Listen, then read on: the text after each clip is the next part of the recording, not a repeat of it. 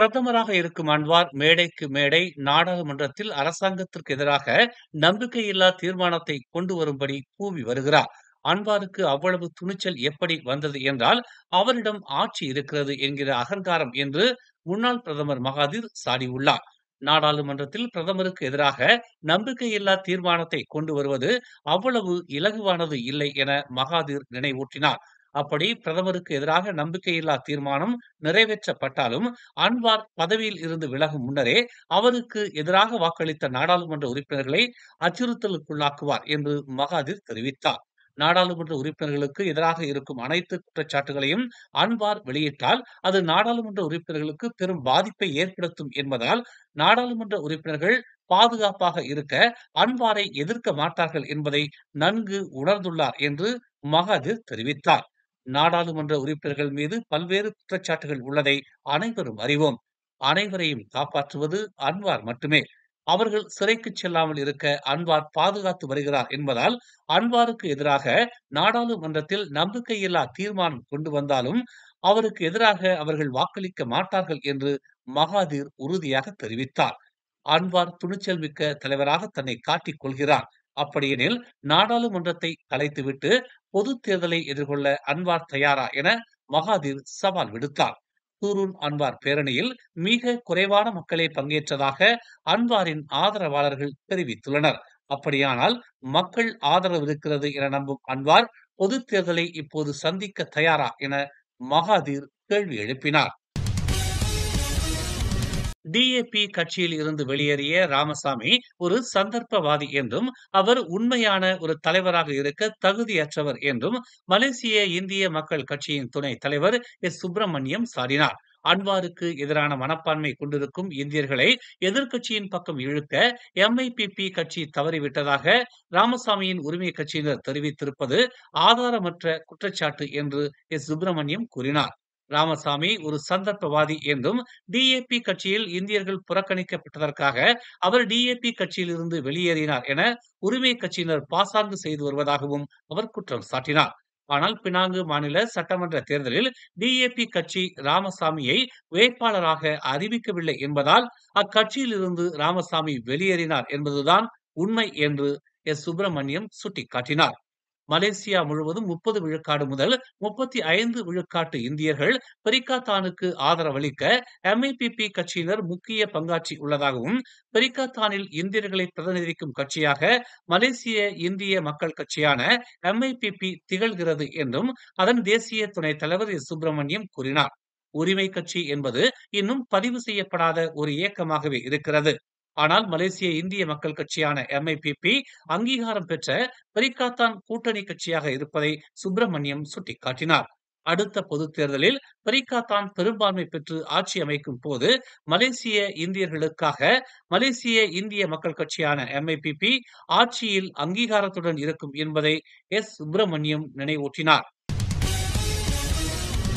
பாலர்பள்ளி மாணவர்களை ஏற்றிச் சென்ற பேருந்து கட்டுப்பாட்டை இழந்து மரத்தை மோதி விபத்துக்குள்ளானது.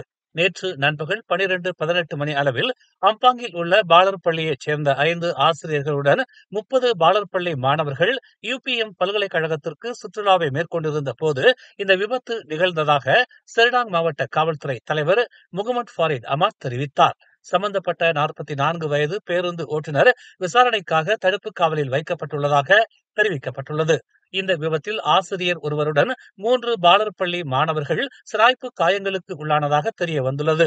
பாதிக்கப்பட்ட ஆசிரியரும் மாணவர்களும் அரசு மருத்துவமனையில் சிகிச்சை பெற்று வருவதாகவும், 44 வயது பேருந்து ஓட்டுநர் தூக்கமின்மையால் பேருந்தை ஓட்டிக் கொண்டிருக்கும் போது தூங்கிவிட்டதால் சாலையோரம் இருந்த மரத்தை மோதியதாகவும் முதற்கட்ட விசாரணையில் தெரிய வந்துள்ளது. எந்திரவியல் கல்வியை கற்றறிந்து தேர்ச்சி பெறுவதன் மூலம் நாட்டில் உள்ள தமிழ் பள்ளி மாணவர்களின் எதிர்காலத்தை வளமாக்கி தருவதோடு, ரோபோட்டிக் எனும் இந்த புதிய கல்வி அணுகுமுறை அவர்களின் வாழ்க்கையை வளமாக்கும் என்று மலேசிய அரிமா சங்கத்தின் தோற்றுநரும் ஓம்ஸ் அறவாரியத்தின் தலைவருமான ஓம்ஸ் பா தியாகராஜன் தெரிவித்துள்ளார்.